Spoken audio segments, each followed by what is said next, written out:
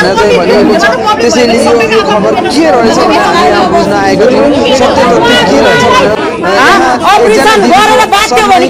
भएको छ।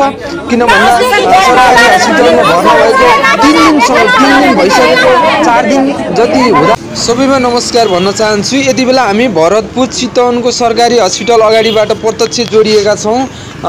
24 गते एकजना दिदीको असामयिक निधन भएको छ भन्ने कुराले हामीलाई यो खबर प्राप्त भइरहेको थियो। त्यसैले के रहेछ भनेर हामी यहाँ बुझ्न आइरहेका थियौँ। तर यहाँको व्यवस्थापक समिति अर्थात् व्यवस्थापनमा चाहिँ के कस्तो कमजोरीका कारणले चाहिँ यो भएको थियो भनेर हामी यहाँ सोचपुछ गर्नको लागि यहाँ उपस्थित भइरहेका थियौँ। तर आज यो हस्पिटलमा कोही पनि चाहिँ फेला पार्न सकिएन। त्यसैले हामीले यो सानो भिडियो बनाएका छौँ। यहाँ सुत्केरी ल्याएको भर्ना गरेको झन्डै 4 दिन पछाडि चाहिँ तपाईँको यहाँ एकजना दिदीको चाहिँ हिजो मात्रै निधन भएको थियो। त्यो पनि यहाँ औषधि उपचार नपाएर चाहिँ उहाँको मृत्यु भएको भन्ने कुरा चाहिँ सुन्नमा आयो।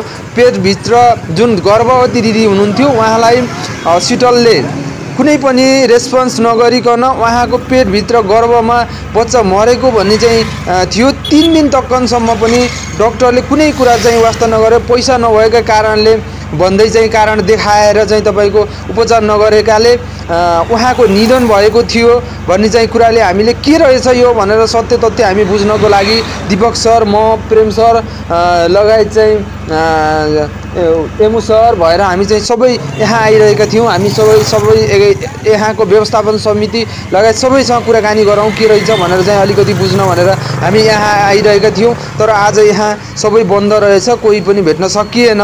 त्यसैले हामीले यो सानो भिडियो बनाएर गइरहेका छौँ। आज पनि यो देशको हालत के भइरहेको छ भन्नुहुन्छ भन्दा अहिले मान्छेले यदि पैसा भएन भने सरकारी हस्पिटल होस् या जुनसुकै हस्पिटल होस्, मान्छे चाहिँ आज बाँच्ने अवस्था छैन। देश कहाँ छ, यहाँको चाहिँ व्यवस्थापक कहाँ छ, यो एकदम चाहिँ लापरवाही बढी भइरहेको छ। सरकारी हस्पिटलमा भर्ना भएको व्यक्ति पनि यसरी चाहिँ मर्नुपर्ने अवस्था छ। पैसा नभएका कारणले उहाँको पेटभित्र भएको बच्चा पनि निकाल्न नसकेर चाहिँ उहाँको निधन भएको भनेर चाहिँ भनिएको छ। त्यसैले यो खबर के रहेछ भनेर हामी यहाँ बुझ्न आएको थियौँ। सत्य तथ्य के रहेछ भनेर यहाँको बारेमा चाहिँ बुझ्ने कोसिस चाहिँ हामी गरिरहेका गर्नको लागि हामी यहाँ भइरहेका थियौँ। तर आज हाम्रो देश के भइरहेको छ कि कसैसँग नागरिकसँग कुनै नागरिकसँग पैसा भएन भने आज कुनै पनि हस्पिटल होस् या सरकारी होस् या कुनै पनि ठाउँमा गएर मर्नुपर्ने अवस्था भइरहेको छ। देख्न सक्नुहुन्छ दर्शकहरूले सरकारी हस्पिटल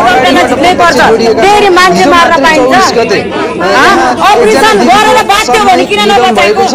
किन भन्दा सरकारी हस्पिटलमा भर्ना भएको 3 दिन भइसकेको, 4 दिन जति हुँदा पनि सरकारी हस्पिटलमा भर्ना भएको 3-4 दिनसम्म पनि सरकारी हस्पिटलमा चाहिँ त्यो दिदीको पेटमा बच्चा चाहिँ मरेको भनेर चाहिँ 3 दिनसम्म भएको रहेछ।